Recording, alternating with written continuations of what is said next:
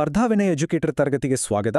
UPSC ಸಾಮಾನ್ಯ ಅಧ್ಯಯನದ ವಿಜ್ಞಾನ ಮತ್ತು ತಂತ್ರಜ್ಞಾನ ವಿಷಯದ ತ್ವರಿತ ಪುನರಾವರ್ತನೆಗೆ ಅಂದರೆ ಕ್ವಿಕ್ ರಿವಿಷನ್ಗೆ ನಾವಿಂದು ಒಂದು ಅದ್ಭುತವಾದ ಮೆಡಿಕಲ್ ಮಿಸ್ಟ್ರಿಯನ್ನ ವಿಶ್ಲೇಷಣೆ ಮಾಡಲಿದ್ದೇವೆ. ಕಾಂಪಿಟೇಟಿವ್ ಎಕ್ಸಾಮ್ಸ್ ಬರೆಯೋ ಆಕಾಂಕ್ಷಿಗಳಿಗೆ ಯಾವುದೇ ಟೆನ್ಷನ್ ಇಲ್ಲದೆ ಈ ಥರದ ಕಾಂಪ್ಲೆಕ್ಸ್ ಟಾಪಿಕ್ಸ್ ಕಲಿಯೋಕೆ ಇದೊಂದು ಬೆಸ್ಟ್ ಸ್ಟಡಿ ಪ್ಲಾನ್. ಬನ್ನಿ ನೇರವಾಗಿ ವಿಷಯಕ್ಕೆ ಹೋಗೋಣ. ಮೊದಲಿಗೆ the heart cancer mystery. UPSC ಮುಖ್ಯ ಪರೀಕ್ಷೆಯ ಸಿಲೆಬಸ್ಗೆ ಡೈರೆಕ್ಟ್ ಆಗಿ ಕನೆಕ್ಟ್ ಆಗುವ ಈ ರಹಸ್ಯ ನಿಜಕ್ಕೂ ಮೈ ಜುಮ್ ಅನ್ನಿಸುತ್ತೆ. ಟೈಮ್ ಮ್ಯಾನೇಜ್ಮೆಂಟ್ ಜೊತೆಗೆ ಇಂಥ ಟಾಪಿಕ್ಸ್ ಕವರ್ ಮಾಡಿದ್ರೆ ಎಕ್ಸಾಮ್ನಲ್ಲಿ ಹೆಚ್ಚು ಸ್ಕೋರ್ ಮಾಡೋದು ಗ್ಯಾರಂಟಿ. ಈ ಬೃಹತ್ ನಂಬರ್ ಒಮ್ಮೆ ನೋಡಿ. ನಮ್ಮ ಮನುಷ್ಯನ ಹೃದಯ ಪ್ರತಿದಿನ ಬರೋಬ್ಬರಿ 1,00,000ಕ್ಕೂ ಹೆಚ್ಚು ಬಾರಿ ಬಡಿಯುತ್ತೆ.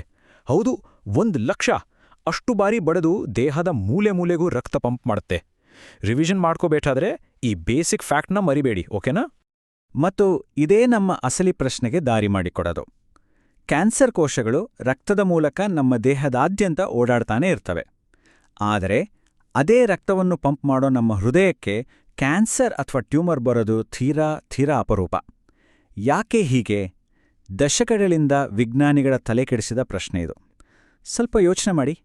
ಈಗ ದಿ ಮೆಕ್ಯಾನಿಕಲ್ ಫೋರ್ಸ್ ಥಿಯರಿ ಅಂದ್ರೆ ಯಾಂತ್ರಿಕ ಶಕ್ತಿ ಸಿದ್ಧಾಂತದ ಬಗ್ಗೆ ನೋಡೋಣ.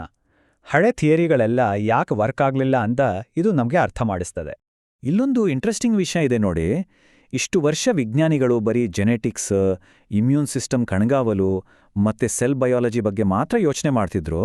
ಆದರೆ ಹೃದಯದ ಕ್ಯಾನ್ಸರ್ ರಹಸ್ಯ ಭೇದಿಸೋಕೆ ಈ ಹಳೇ ಥಿಯರಿಗಳು ಸಂಪೂರ್ಣವಾಗಿ ಫೇಲ್ ಆದ್ವು. ಎಕ್ಸಾಮ್ಗೆ ಹಿಸ್ಟಾರಿಕಲ್ ಕಾಂಟೆಕ್ಸ್ಟ್ ಆಗಿ ಇದನ್ನ ಖಂಡದ ನೆನ್ಪಿಟ್ಕೊಳ್ಳಿ. ಹಾಗಾದ್ರೆ ಅಸಲಿ ಕಾರಣ ಏನು?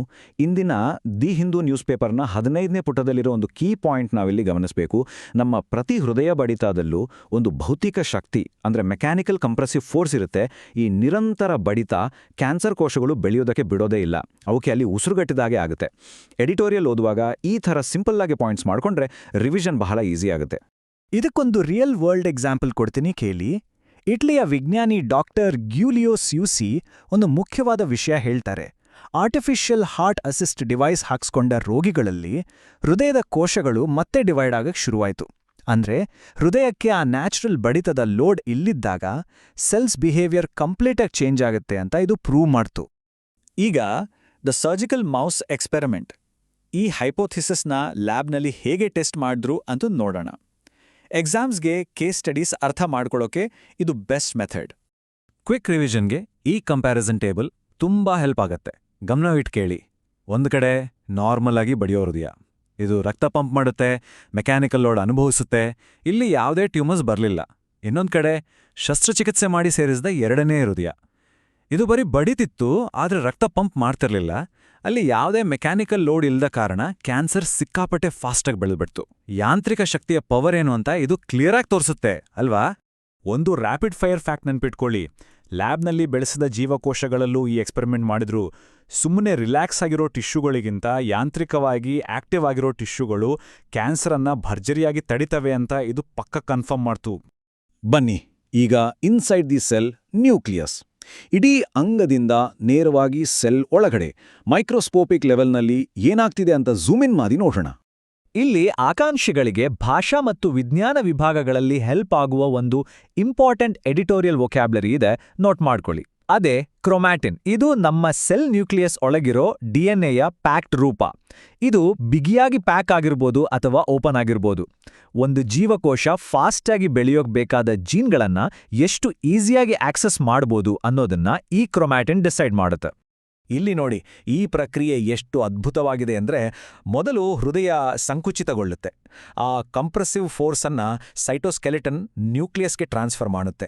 ಅಲ್ಲಿ ಈ ಕ್ರೊಮ್ಯಾಟಿನ್ ಶೇಪ್ ಬದಲಾಗುತ್ತೆ. ರಿಸಲ್ಟ್, ಕ್ಯಾನ್ಸರ್ ಕೋಶಗಳು ಡಿವೈಡ್ ಆಗೋದೇ ಸ್ಟಾಪ್ ಆಗುತ್ತೆ. ಬಡಿಯೋ ಹೃದಯ ಕ್ಯಾನ್ಸರ್ ಕೋಶಗಳನ್ನ ಅಕ್ಷರಶಃ ಹೇಗೆ ಹಿಸ್ಕಿ ಹಾಕ್ತಿದೆ ಅನ್ನೋದಕ್ಕೆ ಇದೊಂದು ಪರ್ಫೆಕ್ಟ್ ಎಕ್ಸಾಂಪಲ್. ಕೊನೆಯದಾಗಿ ಫ್ಯೂಚರ್ ಕ್ಯಾನ್ಸರ್ ಟ್ರೀಟ್ಮೆಂಟ್ಸ್, ನಮ್ಮ ಸ್ಟಡಿ ಪ್ಲಾನ್ನ final stage. Long study hours ಇದ್ರೂ ದಯವಿಟ್ಟು ಮೋಟಿವೇಶನ್ ಕಳ್ಕೋಬೇಡಿ. ಈ ನಾಲೆಜ್ ಫ್ಯೂಚರ್ ಮೆಡಿಕಲ್ ಫೀಲ್ಡ್ಗೆ ಹೇಗೆ ಯೂಸ್ ಆಗತ್ತೆ ನೋಡೋಣ. ರಾಜೀವ್ ಗಾಂಧಿ ಸೆಂಟರ್ ಫಾರ್ ಬಯೋಟೆಕ್ನಾಲಜಿಯ ಮಾಜಿ ಪ್ರೊಫೆಸರ್ ಸಿ ಕರ್ಚಾ ಅವರ ಮಾತುಗಳನ್ನೊಮ್ಮೆ ಗಮನಿಸಿ. ಈ ಸಂಕೇತಗಳು ಜೀವಕೋಶದ ಮೇಲ್ಮೈಯನ್ನ ನ್ಯೂಕ್ಲಿಯಸ್ಗೆ ಕನೆಕ್ಟ್ ಮಾಡೋ ಆಣ್ವಿಕ ಮಾರ್ಗಗಳ ಮೂಲಕ ಪಾಸ್ ಆಗ್ತವೆ. ಅಂದ್ರೆ ಈ ನಿರ್ದಿಷ್ಟ ಪಾತ್ವೇಗಳನ್ನು ನಾವು ಐಡೆಂಟಿಫೈ ಮಾಡಿ ಸ್ಟಿಮ್ಯುಲೇಟ್ ಮಾಡಿದ್ರೆ ಬೇರೆ ಅಂಗಗಳಲ್ಲೂ ಕ್ಯಾನ್ಸರ್ ಬರ್ದೇ ಇರೋ ಹಾಗೆ ತಡಿಬಹುದಲ್ವೇ? ಇದು ನಿಜಕ್ಕೂ ಒಂದು ಗೇಮ್ ಚೇಂಜರ್. ಆದ್ರೆ ಹುಷಾರ್, ಎಕ್ಸಾಮ್ನಲ್ಲಿ ಸ್ಟೂಡೆಂಟ್ಸ್ ಮಾಡುವ ಕಾಮನ್ ತಪ್ಪುಗಳನ್ನ ನೀವು ಮಾಡಬೇಡಿ. ಈ ಟಾಪಿಕ್ನ ಅತಿ ಸರಳೀಕರಿಸಬಾರ್ದು. ಯಾಂತ್ರಿಕ ವಾತಾವರಣ ಅನ್ನೋದು ಬಹಳ ಕಾಂಪ್ಲೆಕ್ಸ್. ಕೆಲವು ಸಲ ಇದು ಕ್ಯಾನ್ಸರ್ನ ಹೆಚ್ಚಿಸಲೂಬಹುದು. ಹಾಗೆ ನ್ಯೂಕ್ಲಿಯಸ್ ಡೈರೆಕ್ಟಾಗಿ ಈ ಪ್ರೆಷರ್ನ ಫೀಲ್ ಮಾಡುತ್ತಾ ಅನ್ನೋದು ಇನ್ನೂ ಕ್ಲಿಯರ್ ಇಲ್ಲ. ಈ ನಿರ್ದಿಷ್ಟ ಭೌತಿಕ ಸಂಕೇತಗಳನ್ನು ವಿಜ್ಞಾನಿಗಳು ಇನ್ನೂ ಹುಡುಕಬೇಕಿದೆ ಅನ್ನೋ ಲಿಮಿಟೇಷನ್ಸ್ನ ನೀವು ಮರೆಯುವಂತಿಲ್ಲ. ಇವತ್ತಿನ ಕ್ಲಾಸ್ನಲ್ಲಿ ಕಲ್ತಿದ್ದನ್ನ ಅನಲೈಸ್ ಮಾಡಕ್ಕೆ ಈ ಅಣಕು ಪರೀಕ್ಷಾ ಪ್ರಶ್ನೆ ಟ್ರೈ ಮಾಡಿ. ಹೃದಯದಿಂದ ನಿರ್ದಿಷ್ಟ ಯಾಂತ್ರಿಕ ಮಾರ್ಗಗಳನ್ನು ಗುರುತಿಸುವುದು ಇತರೆ ಅಂಗಗಳ ಕ್ಯಾನ್ಸರ್ ಚಿಕಿತ್ಸೆಯಲ್ಲಿ ಹೇಗೆ ಕ್ರಾಂತಿಯನ್ನು ಉಂಟುಮಾಡಬಹುದು? ಈ ಬಗ್ಗೆ ಸ್ವಲ್ಪ ಯೋಚನೆ ಮಾಡಿ ಆನ್ಸರ್ ಫ್ರೇಮ್ ಮಾಡಕ್ಕೆ ಟ್ರೈ ಮಾಡಿ. ನಿಮ್ಮ ನಿರಂತರ ಪ್ರಯತ್ನವೇ ನಿಮ್ಮ ಯಶಸ್ಸಿನ ಕೀ. ಈ ತರಗತಿಗೆ ಹಾಜರಾದ ಎಲ್ಲರಿಗೂ ಧನ್ಯವಾದಗಳು. ಚೆನ್ನಾಗಿ ಓದಿ. All the best.